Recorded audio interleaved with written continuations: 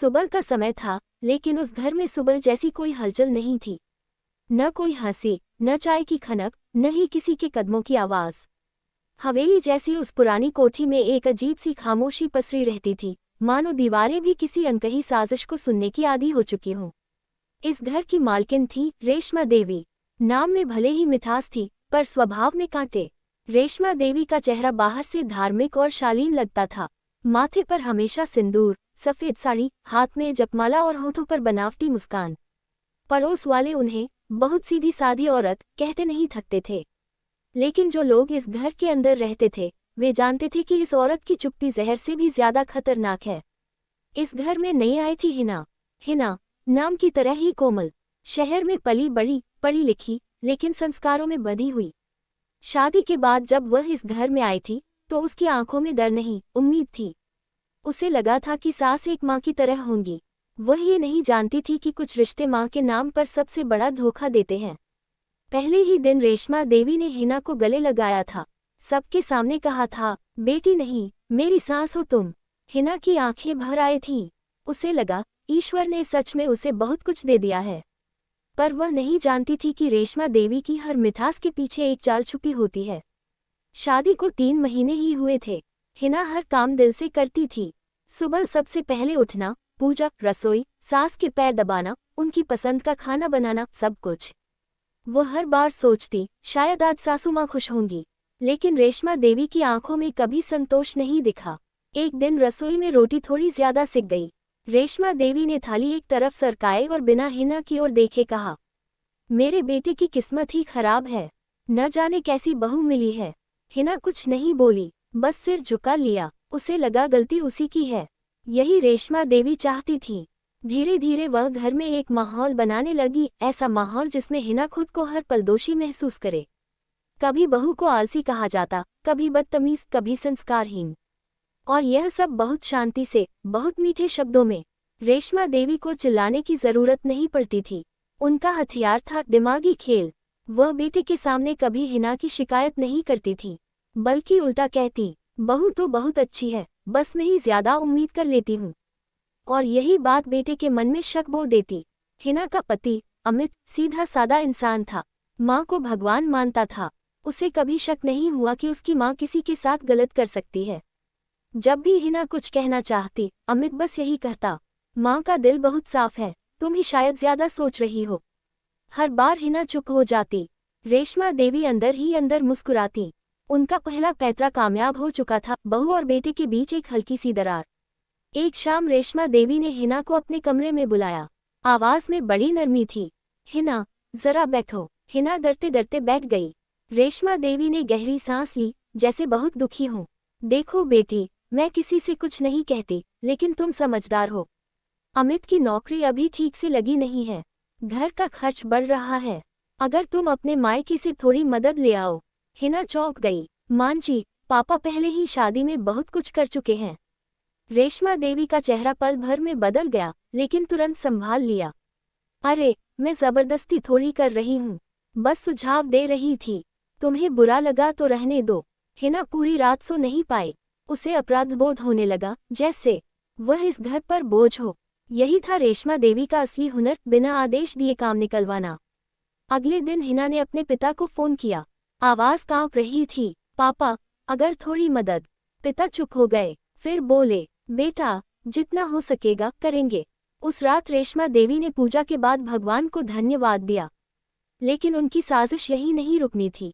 उन्हें हिना का आत्मविश्वास तोड़ना था, उसकी पहचान मिटानी थी। एक दिन मोहल्ले की औरतें आईं। रेशमा देवी ने हिना को उनके सामने ऐसे पेश किया, जैसे वह कोई नासमझ लड़की हो। इसे कुछ नहीं आता, शहर में रहकर बिगड़ गई है। औरतें हंस पड़ी। हिना का चेहरा जलने लगा। वह रसोई में जाकर रोने लगी। पहली बार उसके मन में सवाल उठा, क्या सच में मुझमें कोई कमी है? रेशमा देवी ने दूर से देखा। उनकी आंखों में संतोष था। रात को हिना ने अमित से बात करने की कोशिश की। आपकी माँ कभी कभी मुझे बहुत छोटा महसूस कराती हैं। अमित झुंझला गया। तुम हर बात का बतंगड़ बना देती हो। माँ ने तुम्हें बेटी माना है। हिना चुप हो गई। आंसू तक अब बेआवाज गिरने लगे थे। रेशमा देवी ने अगला पैतरा खेला, चुप्पी का दंड। वह हिना से बात करना बंद कर देती, खाना खाती, लेकिन बहू के बनाए खाने को हाथ न लगाती। घर में एक अजीब सी ठंडक फैल जाती। हिना खुद को मनाने में लग जाती। मान जी, मैंने क्या गलती की? रेशमा देवी बस इतना कहती। कुछ नहीं, बस मन नहीं है। और यही कुछ नहीं हिना को भीतर से तोड़ देता। इस घर में अब दो औरतें थीं, एक जो साजिश बुन रही थी और एक जो खुद को बचाने की कोशिश भी नहीं कर पा रही थी। लेकिन रेशमा देवी यह नहीं जानती थी कि हिना की चुप्पी कमजोरी नहीं, तूफान से पहले की शांति है। अभी कहानी की बस शुरुआत थी। घर में अब खामोशी सिर्फ आदत नहीं, डर बन चुकी थी। हिना जब भी रसोई में खड़ी होती, उसे लगता जैसे दीवारें भी उसकी हर सांस को गिन रही हों। पहले वो सुबह उठकर मंदिर की घंटी सुनती थी, अब सिर्फ रेशमा देवी के कमरे से आती खांसी या जपमाला की खड़खड़ाहट सुनाई देती थी। वो खड़खड़ाहट हिना के दिल पर हथौड़े की तरह पड़ती। रेशमा देवी ने खेल का दूसरा चरण शुरू कर दिया था। अब वह सीधे कुछ नहीं कहती थी, उनकी चाल और ज्यादा शातिर हो गई थी। वह बीमारी का सहारा लेने लगी, कभी सिर दर्द, कभी चक्कर, कभी दिल घबराने का बहाना। और हर बार जब अमित घर आता, रेशमा देवी का शरीर जैसे अचानक कमजोर पड़ जाता। आज तो मेरी तबीयत बहुत खराब थी, वे धीमी आवाज में कहती। लेकिन हिना को तो अपने फोन से फुर्सत ही नहीं मिली। हिना वहीं खड़ी रहती, उसका फोन मेज पर पड़ा होता, लेकिन कोई उसकी ओर नहीं देखता। अमित की आंखों में चिंता होती और उसी के साथ शक। हिना, माँ की तबीयत ठीक नहीं रहती, तुम थोड़ा ध्यान रखा करो। हिना कुछ कहना चाहती, पर शब्द गले में अटक जाते। उसे समझ नहीं आता कि वह किस बात का ध्यान रखे, उस बीमारी का जो थी ही नहीं, या उस साजिश का जो धीरे धीरे उसका वजूद खा रही थी। रेशमा देवी अब हिना को अकेला करने लगी थी। रिश्तेदारों के सामने कभी उसे आगे नहीं बैठाती। कोई पूछता, बहू कहाँ है, तो जवाब मिलता, अरे उसे घर के काम से फुर्सत कहाँ। और फिर वे ऐसे मुस्कुराती जैसे बहू की मेहनत पर गर्व हो। हिना का मायका अब भी पास था, लेकिन हिना वहां कम ही जाती।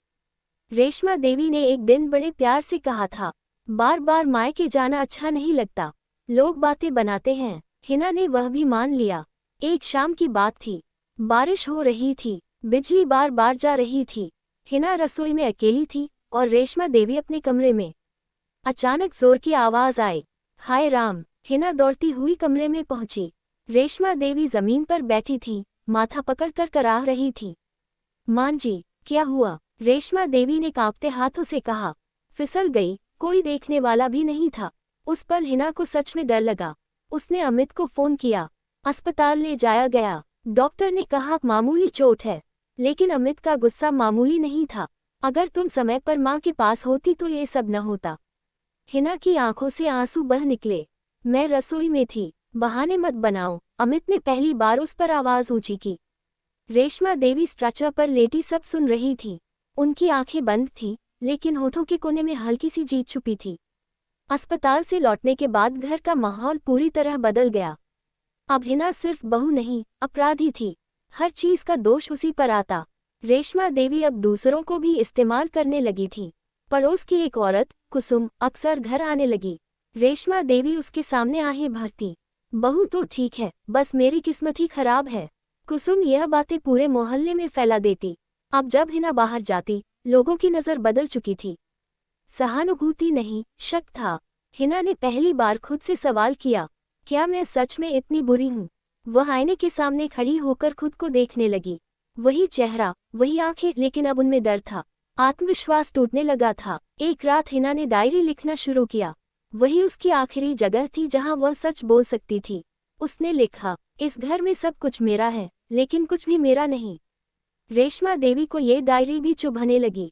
एक दिन सफाई के बहाने उन्होंने हिना की अलमारी खोली। डायरी मिली। उन्होंने पढ़ी नहीं, बस जान लिया कि बहू के पास अपनी आवाज है। और यही बात उन्हें खतरनाक लगी। उन्होंने नया पैतरा सोचा, बेटे के कान भरना पूरी तरह से। एक रात उन्होंने अमित से कहा, मैं तो कुछ कहना नहीं चाहती, लेकिन अगर कल को मुझे कुछ हो गया तो तुम समझ जाना। अमित घबरा गया। माँ, ऐसा मत कहो, सब किस्मत है। रेशमा देवी ने लंबी सांस ली। कुछ लोग घर में आकर घर को पराया बना देते हैं। उस रात अमित ने हिना से बात नहीं की। हिना बिस्तर के एक कोने में पड़ी रही। उसे लगा जैसे वह इस घर में सांस भी उधार की ले रही है। लेकिन इसी अंधेरे में हिना के भीतर कुछ बदल रहा था। अब वह रोती कम थी, सोचती ज्यादा थी। वह रेशमा देवी की बातों को याद करने लगी। उनके शब्द, उनके चेहरे के भाव, उनके बदलते रंग। पहली बार उसे महसूस हुआ, ये सब संयोग नहीं है, ये साजिश है, और इस साजिश का केंद्र रेशमा देवी। हिना ने तय किया, वह अब हर बात चुपचाप सहन नहीं करेगी। वह बोलेगी नहीं, लेकिन देखेगी, समझेगी और सही वक्त का इंतजार करेगी। रेशमा देवी समझ नहीं पाई कि जिस बहू को वह कमजोर समझ रही थी, वह अंदर ही अंदर मजबूत हो रही है। ये खेल अब बराबरी का होने वाला था।